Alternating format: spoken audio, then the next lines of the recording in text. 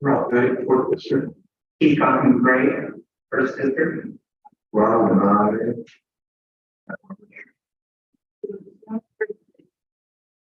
Any local fifth district. Okay, we have a forum.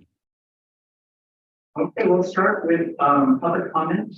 And this is the time for the public if they'd like to speak about anything that is not on today's agenda. And I know we received a letter.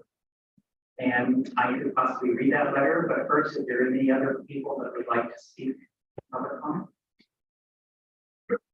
We have nobody in the attendees column, so we have nobody signed up for public comment.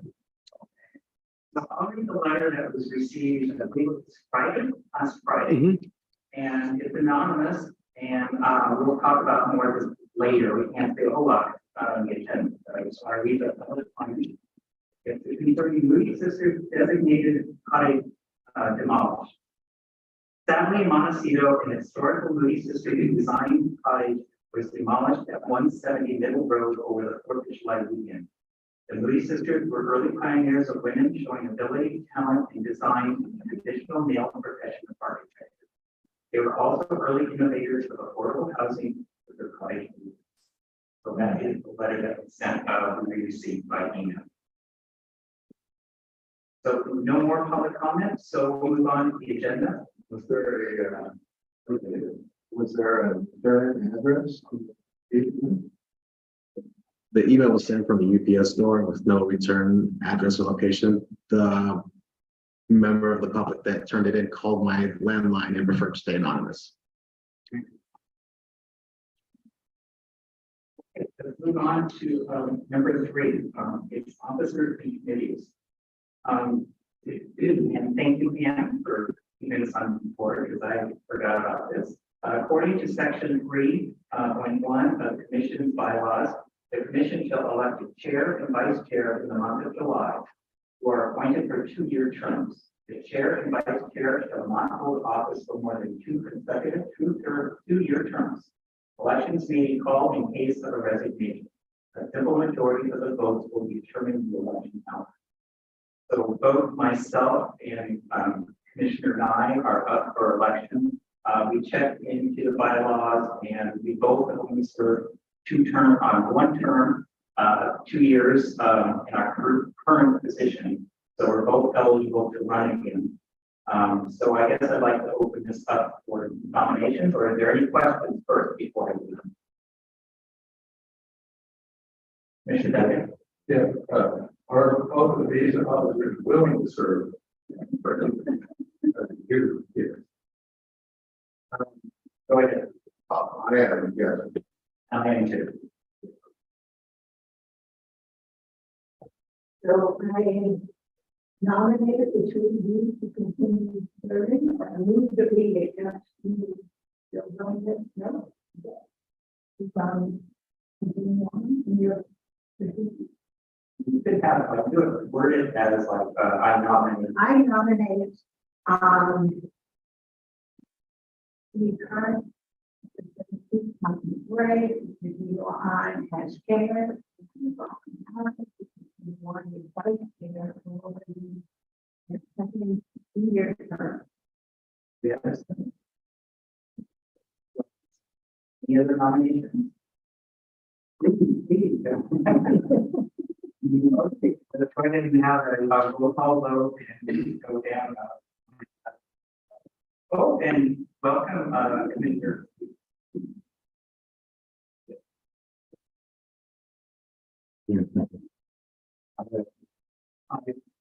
Aye.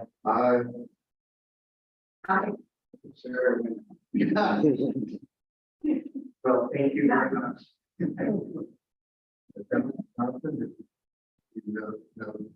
Yes.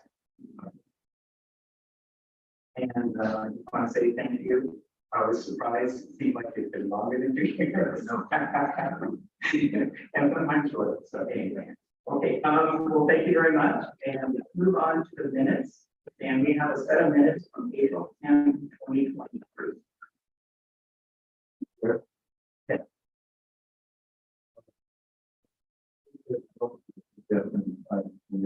Advising the But there are two, that remain.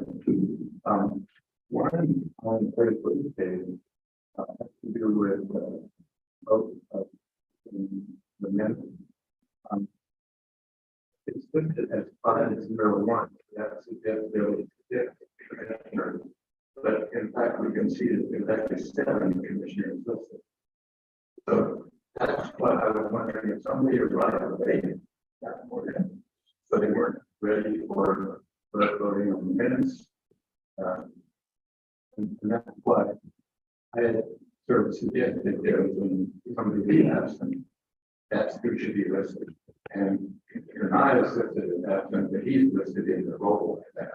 So we need somebody else, or we need that to be a single one vote. Anybody gonna confess to being late? And I guess we need to make that 601. 601. And under staff update, we've got some extra footage here. It should read relating to mileage reimbursement and the HI budget. And then we draw out the extra and mileage reimbursement.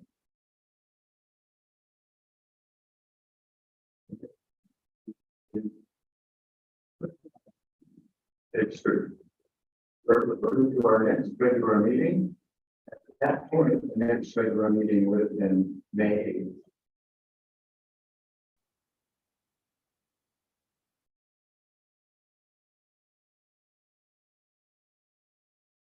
So the giving level is good. Okay, the other revision? I just want to thank again, Mr. Duncan, for doing all the revisions ahead of time. What you see is the second draft. Yes.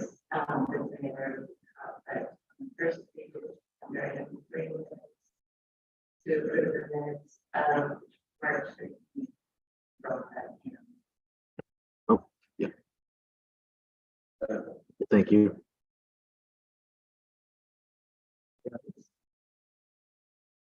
Very much for looking for it is important for us. To adopt the minutes of the people have for the 23 as amended. Okay, we have a move, we have a second. Second. Commissioners, no seconds. Let's do a roll call vote. We'll start down below, Commissioner Peachy.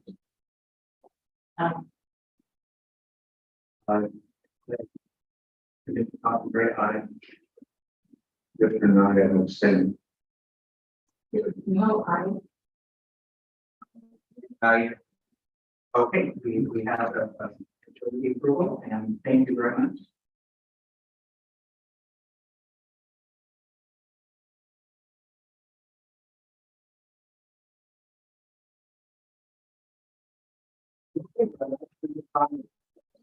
Staff update, do we have anything on this staff?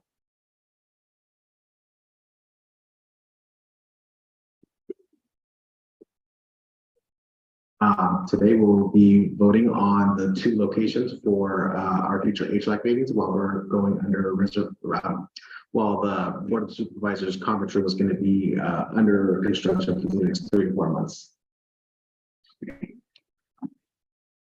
Okay, let's move to item number 6, chair project discussions. There's a few things to go over today. One is, this could have been under staff update, but we do have a new commissioner. I don't know if you noticed on your minutes, 3rd district. Unfortunately, Commissioner Peachy is not 2nd district. Yes, her name is Karen Steinwachs. She has been appointed to the 3rd district, and I believe she already went through the vote of the commissioner last week. Or, yep. She is officially on, so make sure on today's she's put as absent because she's absolutely. Karen is formerly a Santa Barbara County Women's Commission, and she turned out. And so, you know, she has a lot of experience working on county boards. And she was going to be here originally, but she had a previous scheduled vacation, so that's why she's not here.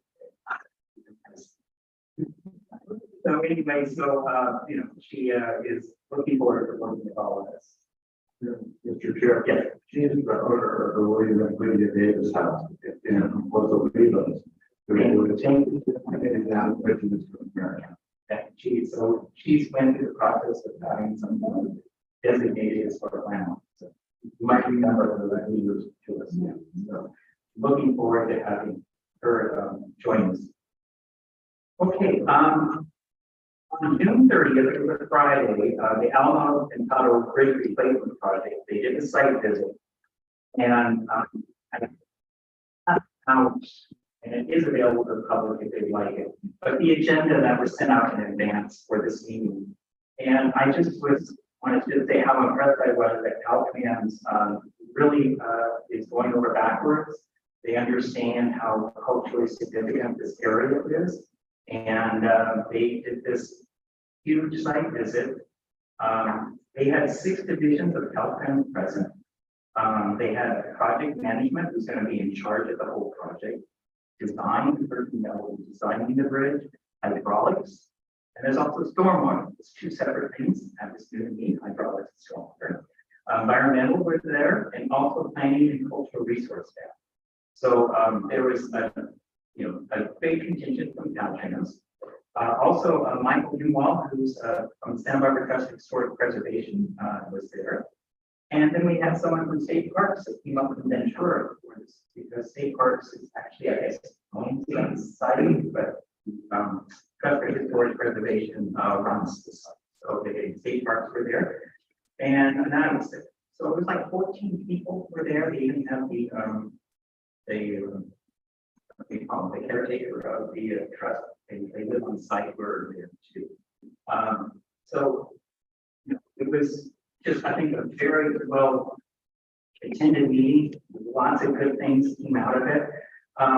The most important thing that came out of it is this has been extended because of the all of the sensitivity of the area. That it would be not be ready for spring 2025. We're looking at construction this spring of 2025. So this is something that is very extended, and they definitely will be coming back to us later on. Hopefully, we'll still be on the panel by then, but we will, they will be to a project. Daniel Leckie, who was here for our last meeting, was very thankful that we are involved in this project. Not everyone responded like we did. They're very thankful that we responded and are involved. Just some little things on that site visit. We got to basically was looking at the grist in the pulling mills and walking south of the bridge. Did not go north of the bridge. They are aware of the mission of the dam of north. But right now, Commissioner Duncan mentioned, by the way, I have to mention I did a walkthrough with Commissioner Duncan the week before because he could not make that attendance. So he kind of showed me ahead of time in the area. So I forgot to do that disclaimer. Yeah, the mission dam is there, but it's just hard to get to. There's lots of poison milk, not really acceptable. So we did not go that direction. But I mentioned Commissioner Ritaj in our letter in November. He mentioned about the railings, what they will look like, 15's original design, and the project management said, "Oh, that's a very good idea. We'll look into that." So, I mean, just having this conversation, informally, I think a lot of things came out. They also did a site visit on the way to, they stopped by Manny's Tavern to look at the new pedestrian bridge that is understood. They thanked us. They thanked us for all of our hard work in getting that, fine-tuned, having all of the displays that will be on the bridge, interpretive displays that will be on the bridge. A lot of that would not have happened if we did not get our input. So, it was nice to hear that they understand that we are doing our job and working. So anyway, it's a long ways off, but it was a very good site visit, and it actually is a picture here that the group that passed around, and you can see a lot of people. And they are visit and Alamaro and our bridge.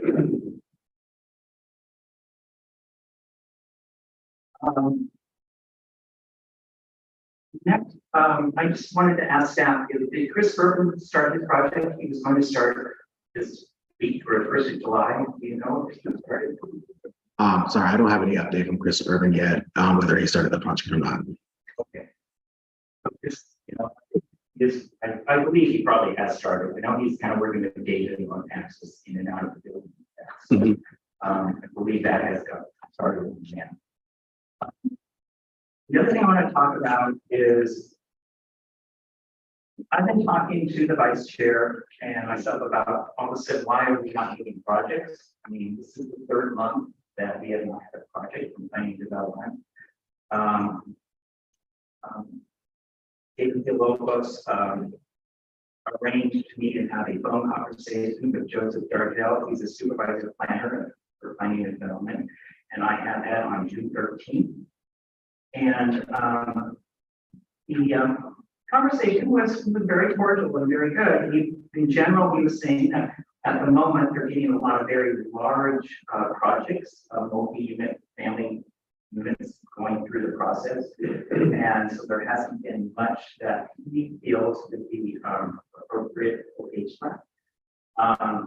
When I talked to Commissioner Duncan, he mentioned that they have been very busy. All of the historic landmark people have been busy doing reports for different things. So it kind of maybe still kind of uneasy why we haven't received. We always receive something. And I think I'm going to read this email that came just before our meeting and said, in short, planning and development is continuing to send projects to HLAC as required by the bylaws. However, there has been a noticeable decline in the number of cases submitted the last few months. We're assuming the economy cooling off has had an influence in the number of applications. We also have a few projects that are going to be added to the HLAC agenda that aren't quite right yet. So, I think the key word in all of this is as required by bylaws. And I think there have been a change in interpretation of our bylaws and how projects get to us. It was a casual conversation, so I'm not going to go into details on it, but I just say that I'm continuing to look into this. Commissioner Nye also is kind of looking into it, and do you want to add on to your conversation? Sure, thank you. You mentioned a couple of specific things that Joe Dargell was one of the planning supervisors. Apparently has some say in this.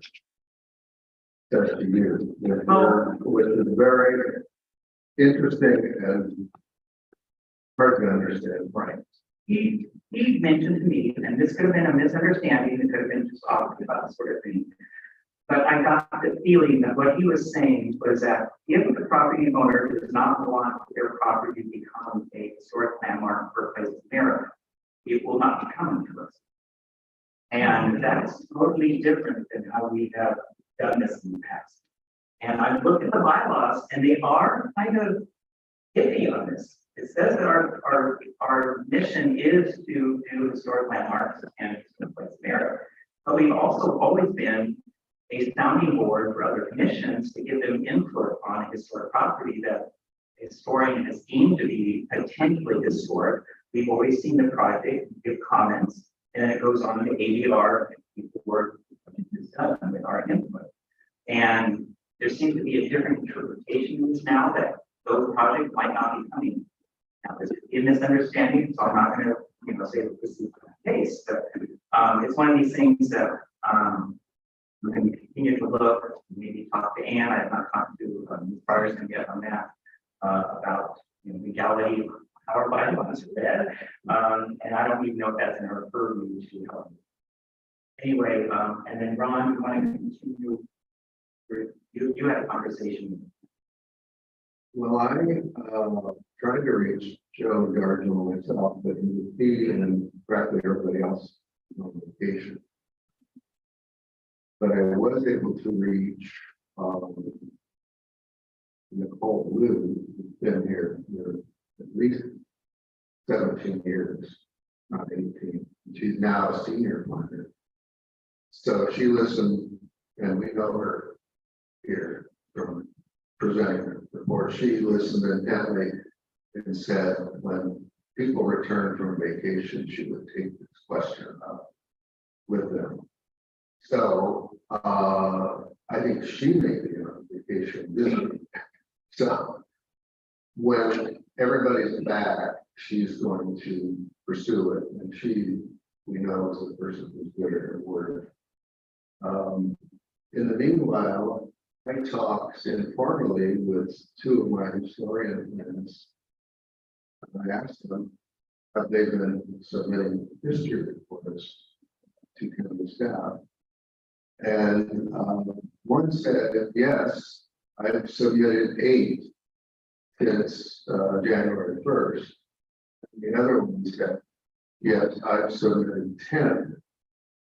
So this could, it could really be, I don't know if 18 reports have gone in, but so substantial number of reports, and we know they don't ask for from the historian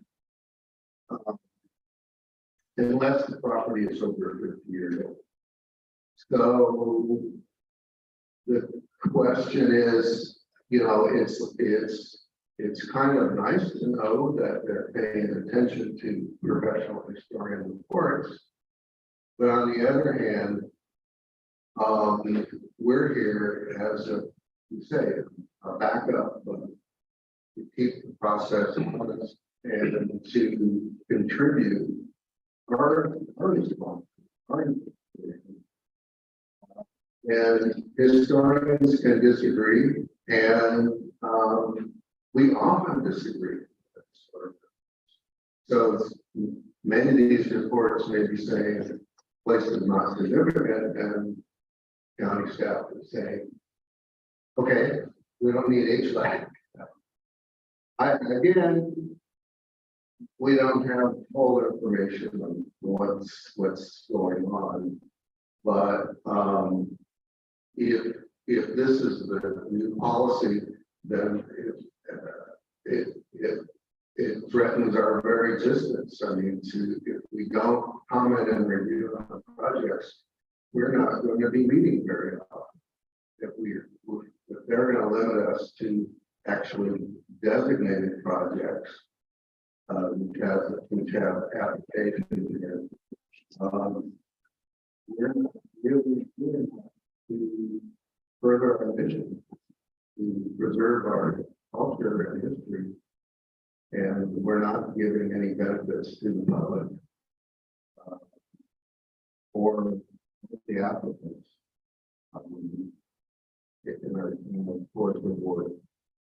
So it's an upsetting situation. So I hope we can work it out with the kind. Thank you. And I didn't know this is not agendized items, so we can have a comment on this. I just wanted to let everyone know that we're looking into why the projects. I mean, we basically might not have had a meeting today because they're ready to know there's not a project on our agenda today. We just have some ministerial work that we're doing today or catch up. So 2 months of it's very good.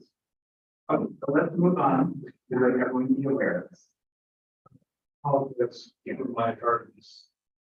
But picking up on the topic of conversation, which I just learned from here and your comments. I don't know if this was said previously, but I have a number of clients who they have friends and talk about meeting simply by together because it has become powerful in terms of time processing, minutia, costs, delays, and so forth. It has reached a point now, county, city, and Korea, everywhere, where it's just unbearable. I'm wondering if our case, which would be a review of historic properties, is somehow becoming entangled in the general displeasure and general discontinuance of this processing and this permitting procedure that's going on. It's a result of COVID, it's a result of online submittals, it's a result of online review and correction and so forth. It's not just us, it's the whole process. And I think that if we take this topic up, that we can look at what we do as part of the overall process. If we want to have access to the review and to what people are doing with their properties, we need to be an advocate for them in terms of this. If there's an intolerable, cumbersome process that has happened. Yeah, so we can't really discuss further on this. I just want to just piggyback real quickly is I think in general we do that. We try to make sure that we accommodate the person and get through quickly in one movement so that we don't make the process longer. Sometimes we just like this is when the applicant really wants us to and physically see it. It's not like we can cite this. We try to get through as quickly as possible. So anyway, thank you for your comment. Okay. Okay, so let's move on. I'm going to quickly, as you saw the letter that was read, the public comment. David Villalobos called me last Friday around noon, and it's very disturbing news. He said they just found out the historic landmark number 50, the Moody Sisters Cottage, has been torn down and believed by the property owner. So, landmark 50 is not existing. He also informed me that it's going to county council. So we really, again, we can't really discuss it. I would just say everyone look at our bylaws, not our bylaws, but in chapter 18, we have 18.8 or 18.5, there is a little section about demolition. And it's not a lawyer. I don't want to end up with comment on this because it is going to be county council. But it sounds like it's a process that would go to the supervisors. And so it's up to county council to decide this is something that needs to go to the supervisors and do a penalty. Because it doesn't say what the penalty is in there, but it's something county council. Again, I can't say much more. All I know is that landmark no longer exists. And imagine that as chair of this commission, I was chair when landmark district. So it's very disheartening.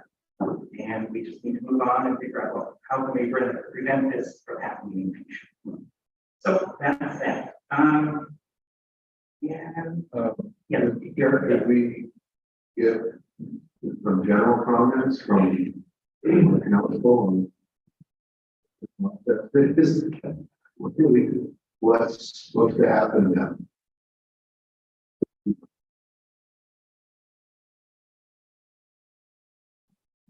Every county with into it,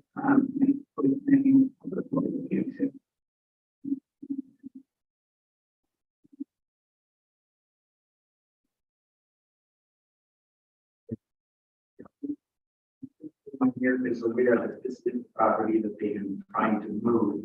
We had many things during this movie was the cottage where it looked like we had a place to move. We went through all the things to house and fit on the site, and then it would fall to a blessing. So I think there were at least two of those. So anyway, just a reminder, if you're not sure what this property was, that is the one that we are looking at that they wanted to move. And I'm here. Mr. Chair, we do have John Zorvich online right now. He's one of the supervising planners, and he might have some information on it. Well, that would be wonderful. Yeah. Thank you. John, if you have anything on the Moody's demolition?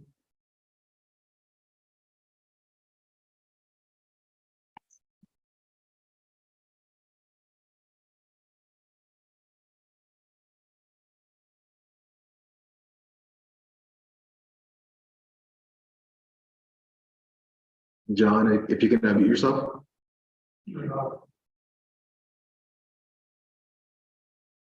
Right.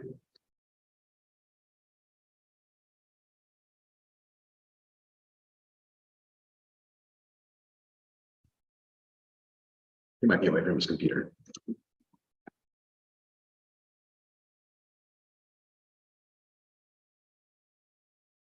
Should we get back to him and? Yeah. Yeah. Sounds like he's on there, but it just might not be in front of his computer. He was here a second ago, but I sent him a Zoom invite to come attend the meeting, so he might be at his desk or Okay, hopefully. great. That'd be great.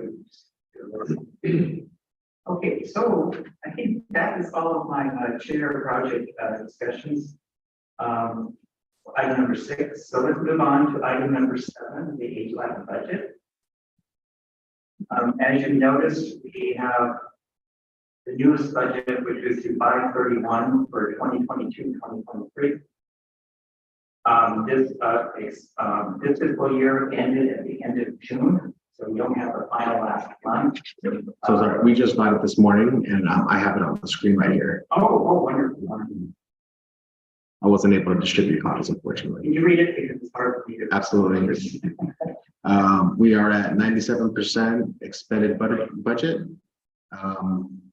Let's see here, 5,918 for professional services, 1,856 for travel, 1,494 for office expense, and P&D staff support, 8,645. So we ended up the budget under. Remaining balance is 3% of the remaining balance.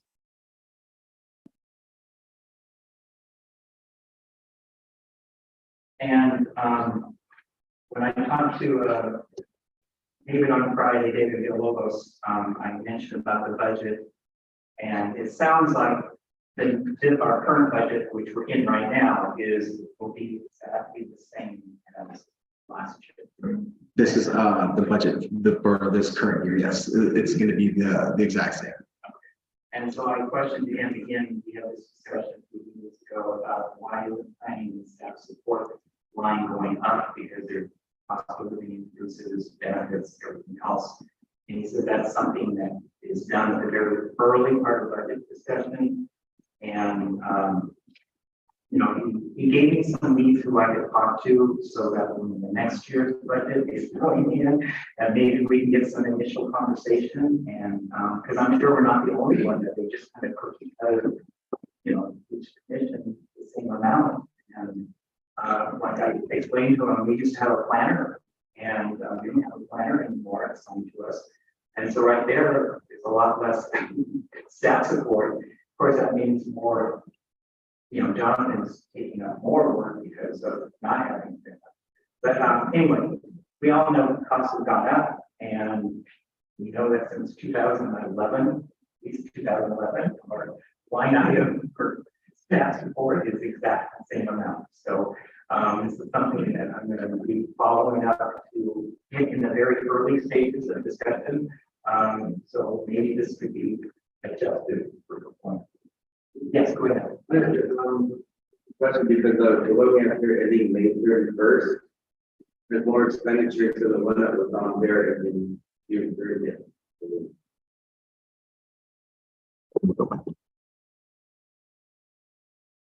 Now, can you read those the expenditures for the June 30th and one for staff support? Yes.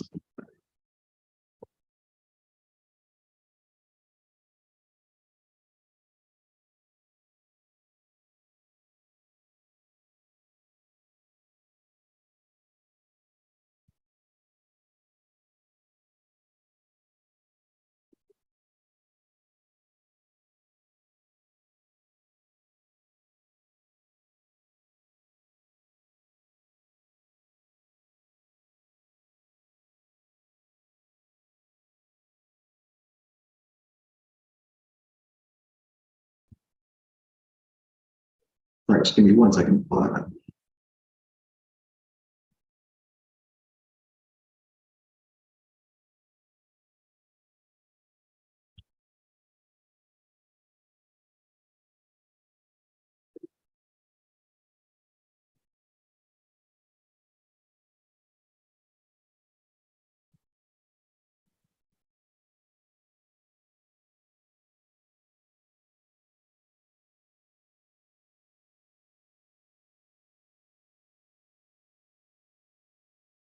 I'm not sure how that file might have been overran, but I'm not sure it's not inside the box file anymore. Can you make sure you put it on the file or Absolutely. just email it to us? No, we'll That's do. easier to put in the file that way. Mhm. We'll I'm make sure it's- Just not sure what happened to it.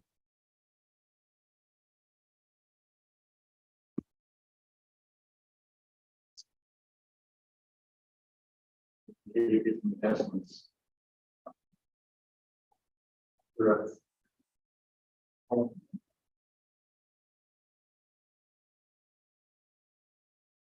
Still,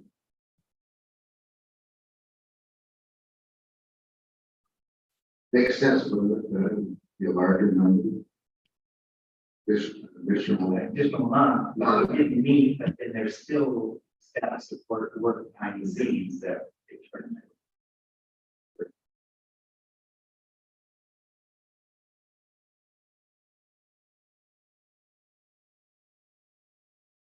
As long as, we're waiting for Jonathan, as long as we're in the budget, just remember, we are starting a new fiscal year, so month is, and,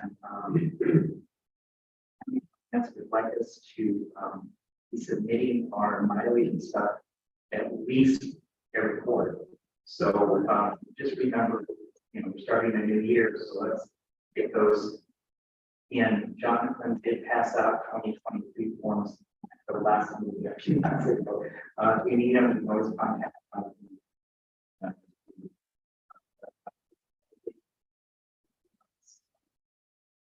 Mr. Malcolm, you were probably, did you finally get your document that you were never got? They started to, yeah. Because I finally got mine, and I think they got up to date, but I was concerned about you saying you hadn't received them. I think there's still on this in the past, but. I mean, mileage, especially if you're driving a lot, Yeah. that adds up, it really does. Yeah, I can forget. Yeah. So we do have a line item for that, so.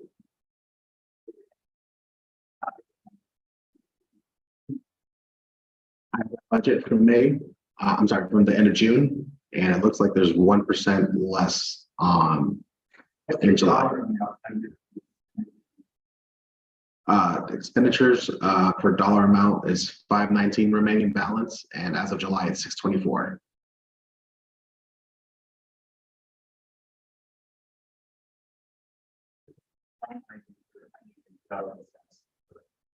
Expended for but it is 6,800. The end of May is 15,562. End of June, P&D staff support was 8,645. 8,000. 645 for P&D staff support. And the month before was 15,000. The month before, I'm so sorry. I'm reading the wrong number here. So The end of end of June, 15,562.95. And if it went through July 1st is 15,445.17.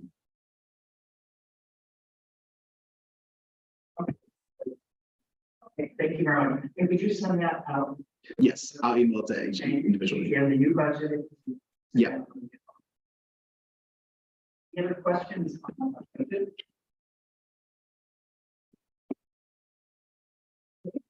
And budget line item. Let's move on to number 8, district reports. And individual commissioners may present brief reports that would be of interest to the public and or commission. No official actions have been taken on any individual. Read the district reports. Well, one I heard from a friend who lives out in the area, Hampton, in my mosquito, and she had. What is happening at Rancho San Carlos? Tearing out the lemon orchards and the barns. It broke my heart when I saw that it started a few weeks ago. And what are they doing there? Development, 1.5 acres, they've been mining for water. And I said the Octagon Barn, because that was one of the places we had discussed in the historic merit. And she said, pulling the interior out, all the grounds. So that was just information because we did, regular San Carlos was a controversy. I did a third party and tried to landmark it, and there were a lot of legal entanglement because it wasn't coming from family. Then the place sold.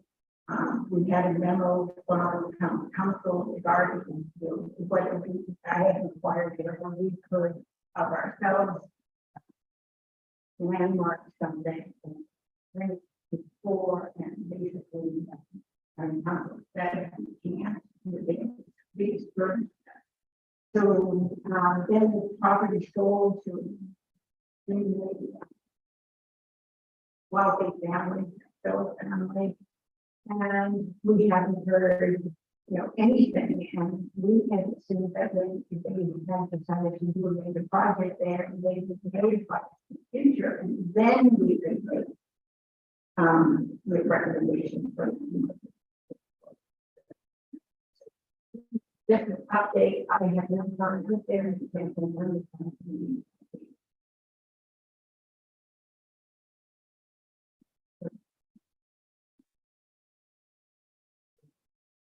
So this is based, your comment is based on observation with a friend. Yeah, someone who wrote to me and what's going on there, the past is supposed to be created.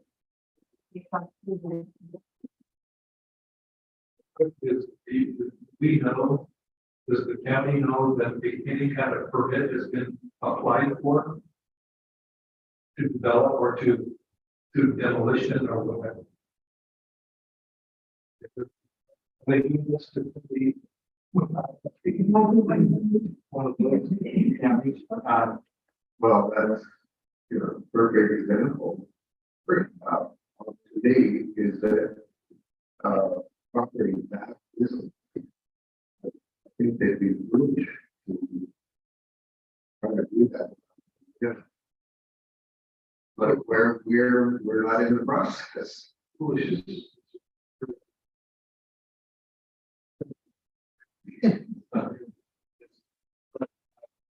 You think they're so far? It's gone. No, she was saying, It's the outside, everything around.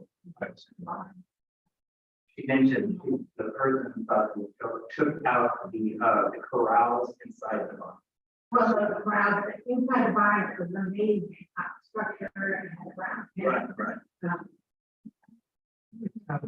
And I were able to use more. Being certain highly, that's the level.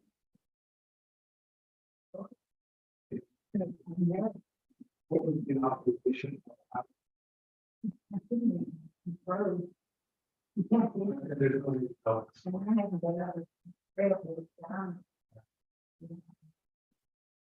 Thank you for that.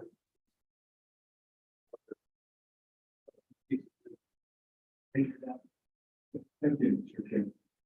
Just for clarification purposes, the county can amend without property owners' permission. It's been a factor, not too generally. There's been at least one case, however, in which they have gone ahead and made a landmark without the property owner's permission. That was the packing house, basically, the shrub. And then as far as Rancho San Carlos goes, we did vote to pursue landmarking both the main house and then the Jackson barn. And we were led to believe by the Jackson family that if we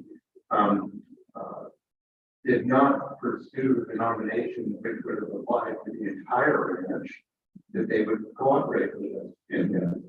But in fact, we were basically shined on in terms of we were told that they would be coming back with a nomination for a place of historic merit, and they didn't.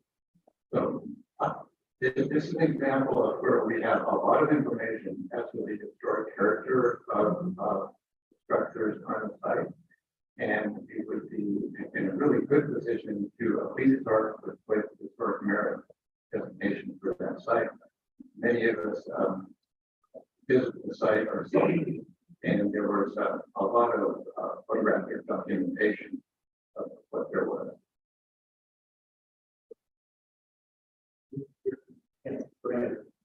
On that, following up on that, question, San Carlos. Right? So we do have the ability to designate properties to third property without permission. Is that yes or no? Yeah, we can. So, following through with the shadow that it smacks of malfeasance, which is the, misdemeanor. So when people do that, and they say on record, do, and do not do so, does the commission have legal obligation or legal opportunity to say, look, this is the business thing, this is breach of contract, breach of agreement. Like that, or we would be bad guys, of course, but it's again, either you speak with Keith or you don't.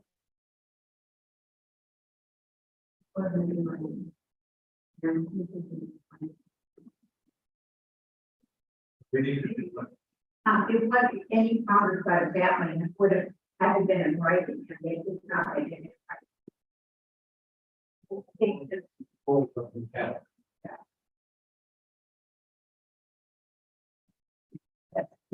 I think that they're looking at options for us, but it's not a general solution. I could say, I'll discuss with the vice chair if we want to bring this up and agendize item.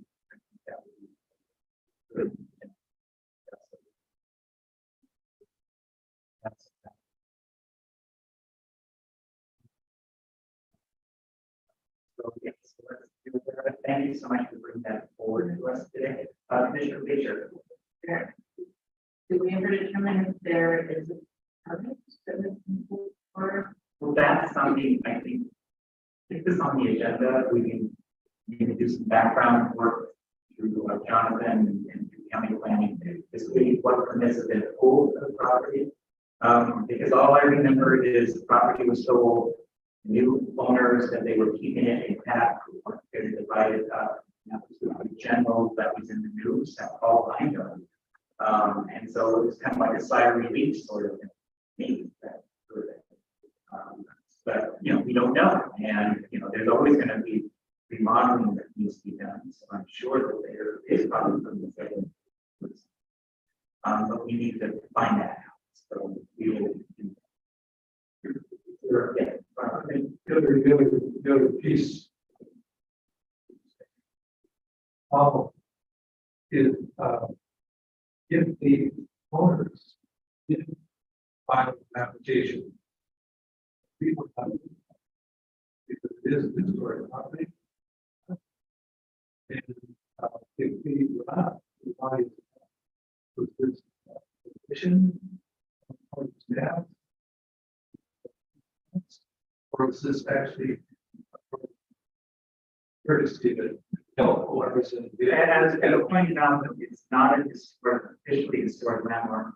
I see. Here, this is the same conversation I had earlier, is that if they're looking at it, the property owner does not want it to be that, it might not come to us. I don't know if that's the case, but this is the same problem that we discussed earlier, or the Commissioner Leacher and Commissioner Dunn. So that would be if there is no longer flagging the property for years. This is our big concern, why we have not received any projects for 3 months, that they're not sending things to us unless the property. Now, again, I'm saying this just as what I think I interpreted it. Could be wrong. I could be saying the wrong thing over and over. So I don't want to say this with that.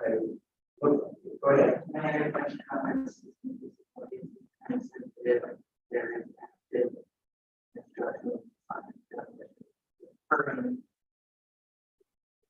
And It's there. You know.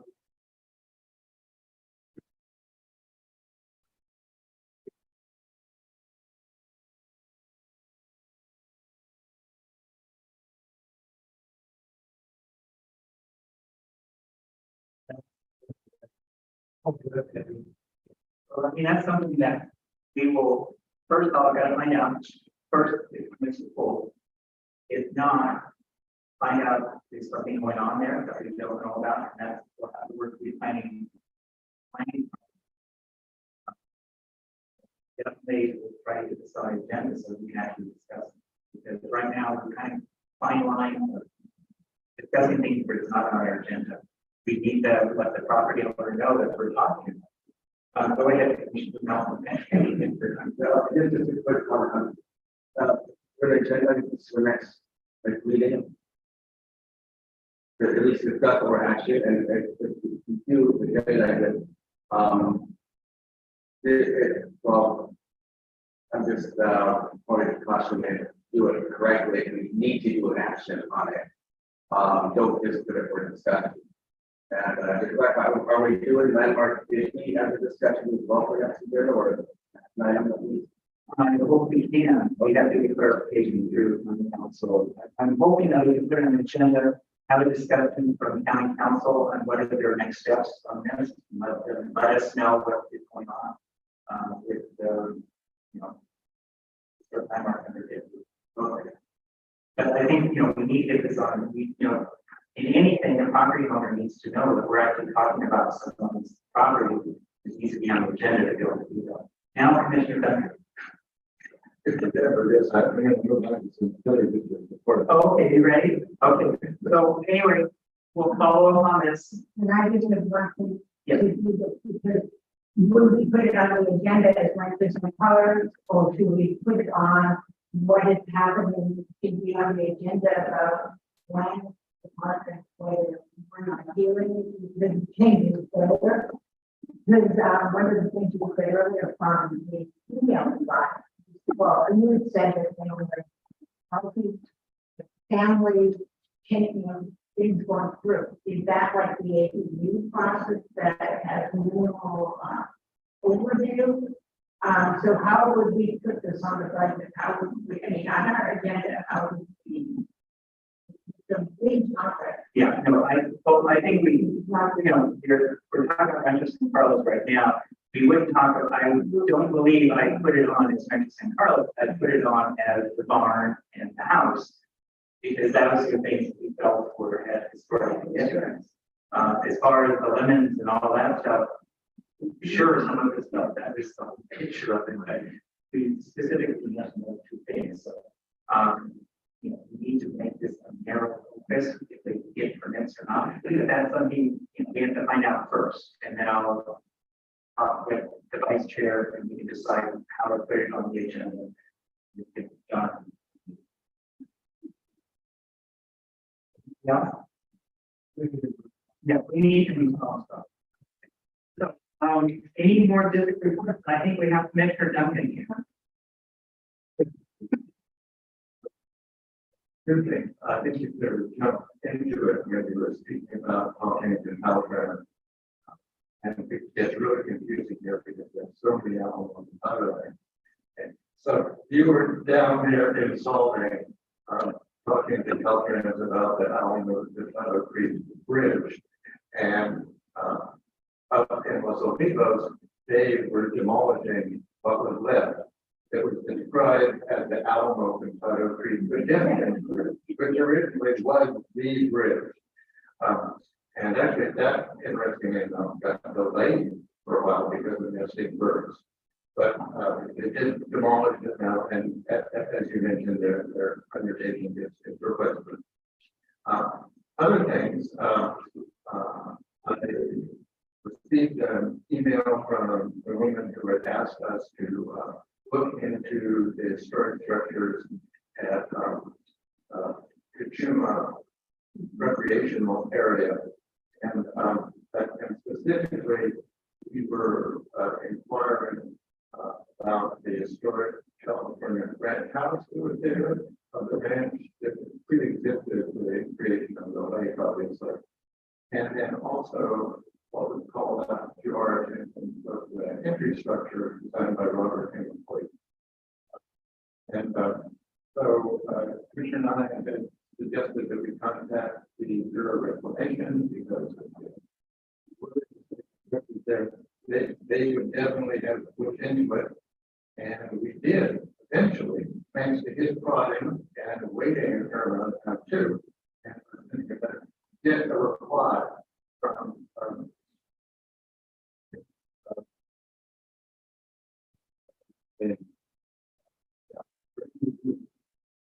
the historian for this was a very extensive inventory of all the structures related to the Kajima project. That's the whole dam, tunnel, all the infrastructure. But it didn't include these two structures. Okay. It does find, however, that the tunnel in particular is eligible for listing at the national register level. But when we carefully read this letter, it says we recorded and evaluated the buildings that we could identify as reclamation of home. But there's always a possibility that we didn't encounter them. And then she said, I don't recall the ranch house you mentioned as being part of our study. And interesting might be a quick review reporting attached did not identify one particular. Yes. So those structures aren't listed in here, and it's not surprising considering how focused it is on water. We dated it, and then the infrastructure would have been built actually, I suspect, for the county, as those who run the actual park together. So I was also great. We're going to get back to this group because you said if you have a map, or maybe you can help us locate them. So you have a map.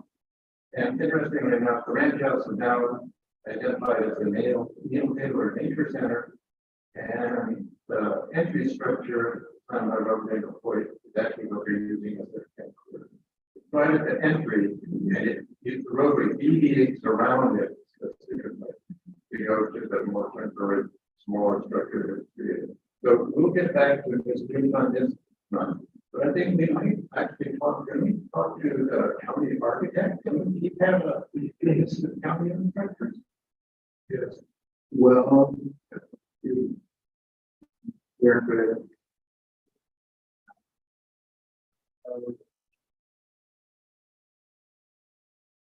They're county, they will have an ATM,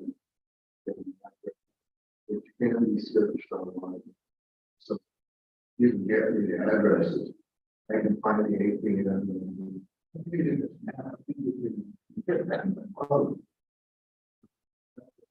Or ATM. And it's a little tricky, but the architect building permits and planning permits are available on the county website. It's not obvious how to get there, but I can look at it. See what we can find out.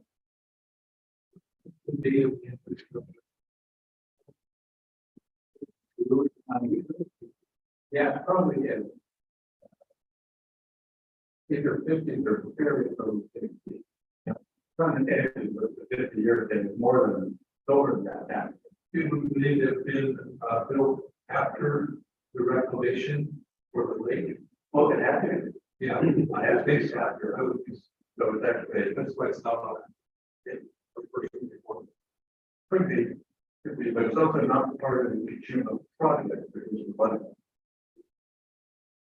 And if anything, you want to read this whole Kajima project inventory, get the great stuff. And I can vote.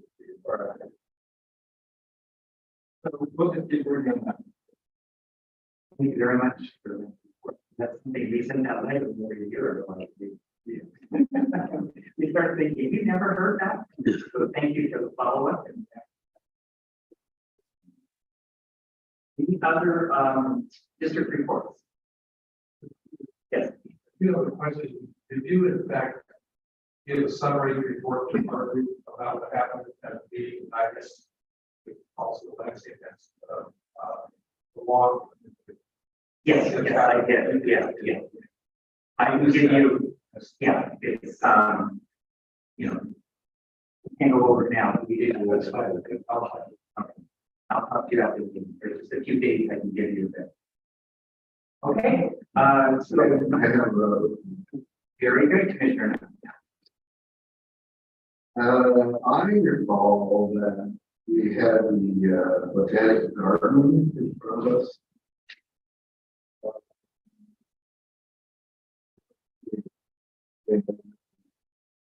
Since that project is definitely a landmark, designated landmark, and we have authority over that.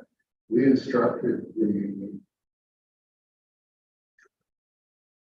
representative of the Botanic Garden to go out and get us a report. I was wondering, I have my doubts, I was wondering if my report ever showed up. I remember Howard and Lansing in particular, the variances. The Botanic Garden do the right thing and document project that they already completed. It involved the removal of mold material and but I think it's very good. That's the information that needs to be documented.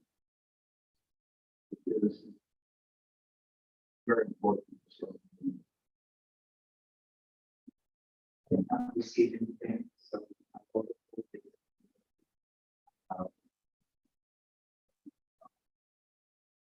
If there is a report, we have a meeting.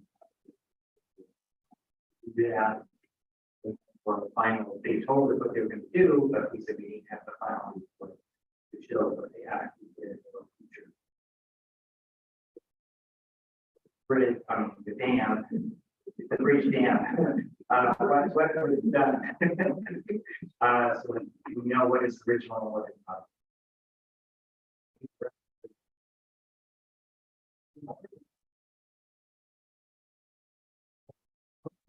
On to our standard agenda.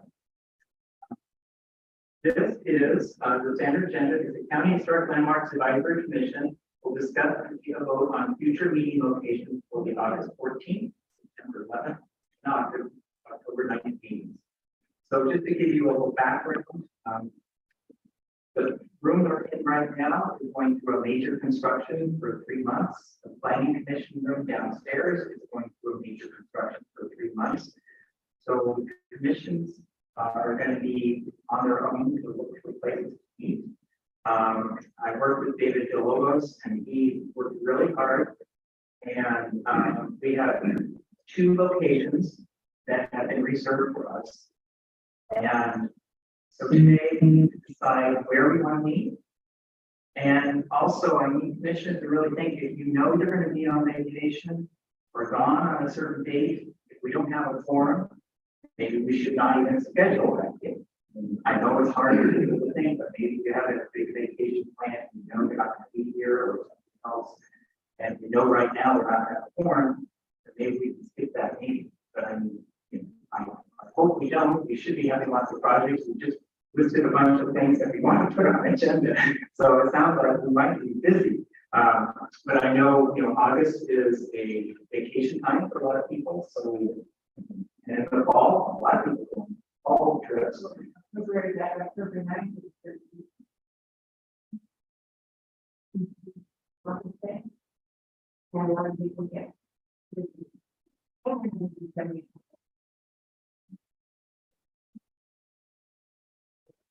Over.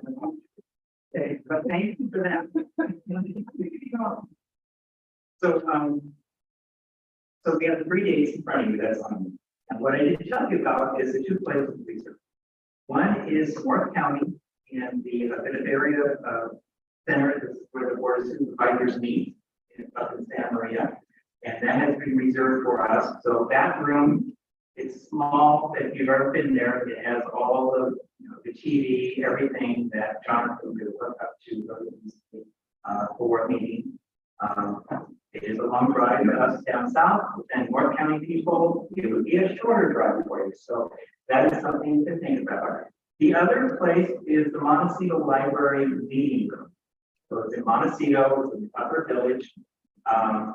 David found out that the room does not have Wi-Fi, but we found out that it can be accessed through the library's Wi-Fi system. So that room, because there has been conditions that have meant them.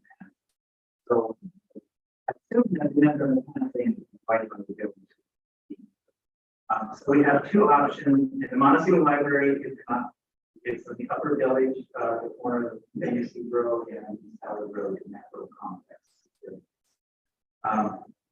So we need to have a vote where we'd like to meet. Now it doesn't have to be all in one. We could alternate. We could do one up north, one down here, here. For everybody. So I guess make it easy. Let's make a discussion. I'll just open up by commissioners and put your input. What do you think? If you first want to decide if you'd like to move all in one, all at one place, all in the other, and your preference for that, or split it. We can just go by commission. Commissioner Malcolm, go ahead. Well, then it's Santa Maria, none of us are Santa Maria, so they just was standing there, they're harvest Santa Maria, so.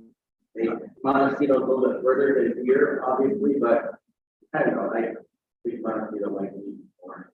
Well, let me have each commissioner say their preference, because I want to have this officially as a vote. And then if you know certain dates you cannot attend, if you know that now, I know it's hard to think that far in advance, but we already found out one commissioner. You know, we can do that too. So, Commissioner Fleischer, are you ready to start and do your comments? What you would prefer? So, first of all, on the dates, I didn't know the other person, so operating scheme and demolish the movie that that's on the agenda. I just changed it. But for now, I'm not going to there on this person. In terms of preference, personal preference would be going to go. If it is easier for the next night, for sure, up there.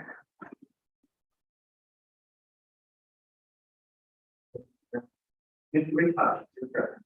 I think there are three eligible dates. I didn't personally make all three, but I am open to splitting between North and Santa Maria and Montecito. I have an agenda that if we do agree to meet in Santa Maria, we might all have a little either lunch afterwards at Maddie's Pattern. Because we discussed Maddie's pattern.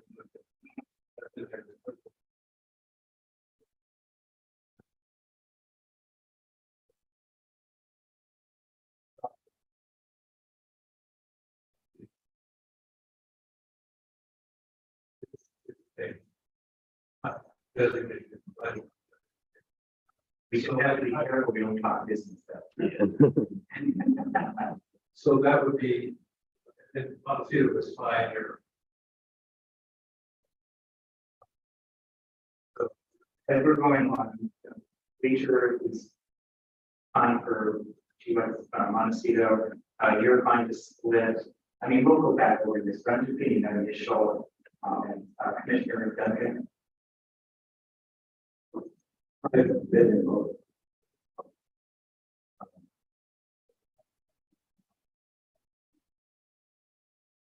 The facilities that we use practically and it's a little bit further for the staff to drive, but I think most things are at hand there and sort of a little different in terms of existing. I'm fine with splitting. It makes sense for the first one. So everybody do that. And I'd be able to October organized meeting, haven't been my life for a year.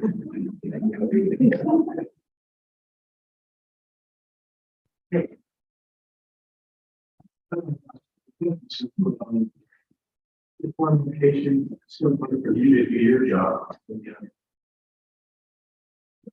I would just say that I haven't been to either of the facilities, but we have been holding North Board of Architectural Review meetings in the Betteravia Center. So I know for a fact that everything is already set up for us to do the meeting. We would just have to schedule like a field trip to the Montecito Public Library just to make sure that all of the communications work. But as of right now, hearing from David, we're technology-wise, both places work can work well. Okay, thanks for that. I think it would be a nice split. One of the things that would be helpful for me, I'm going to make the meeting on the 6th meeting in October.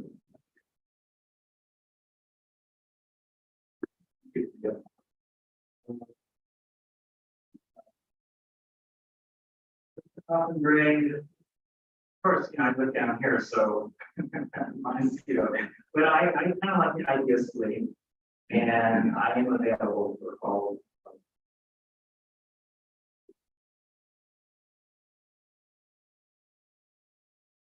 I'm flexible, and it's only fair to here,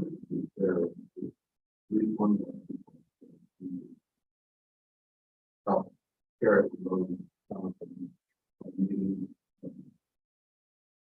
all of our meetings up there, either way, I'll go with it. I will not be here.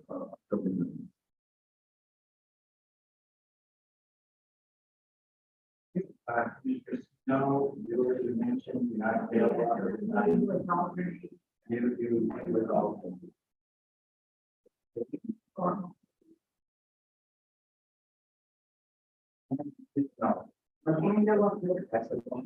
And October 9th. Sounds like we have an interesting split. What David Villalobos had mentioned to me is that they're both reserved for us.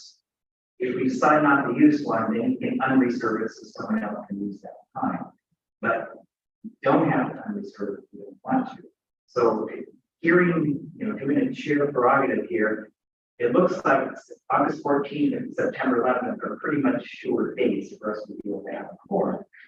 October 9th is questionable. So why don't we vote on deciding a split between October 14th and September 11th? We'll leave October 9th open until closer to that date, and then we can let David know and then reserve if we have a quorum. That way we can decide where we want to meet October 9th at a later date. Leave that open for now, but let's decide on that. There you want to do October 14th in Santa Maria and September 11th in Montecito, or the other way around. Meeting of the commission of government. August 14th and September 11th. Well, it sounds like we might not have a quorum on the 9th, but we still might. So we can leave that decision maybe at our September 11th meeting, because the rooms are reserved, and we don't have to unreserve them now. You can keep them reserved. Because let's go right in. I suspect there are other groups who are going to be meeting in very quickly. You don't find out if there are issues. So I would suggest the first meeting in Betteravia, and the second meeting in Montecito. And with that, if any other groups that have to move over to Montecito, they will figure out what they can and can't do with the Wi-Fi problem. That's just a theoretical.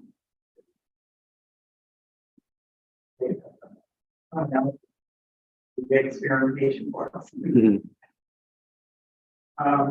Okay, so does someone like to do a motion? Because this is a vote in the agenda. So what we'll do is we'll do a motion for October 14th, Santa Maria, September 11th in Montecito, and October 9th, we'll put it as to be decided later.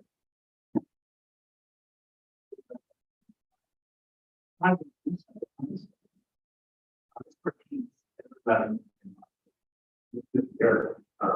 move that the HIAC decide to, hold its August meeting at Federation. And then hold our September meeting at the Montecito Library. So it would be October date could be deferred. But decided where it would be held. Now let's do a roll call vote on this. Please complete their. Everybody fine? Mr. Duncan? Aye. Mr. Knight? Aye. Mr. Hoffman Gray? Aye. No, Ready? Aye. Okay, we have decided where we're going to meet for 2 months. So sorry, what was that second? One more time? So the second was, Commissioner Winters, thank you. okay, well, that ends our meeting and I had, I would look at today, we still did, almost an hour and a half. And thank you all for showing up. I mean, this is the middle of summer and we had a full form today.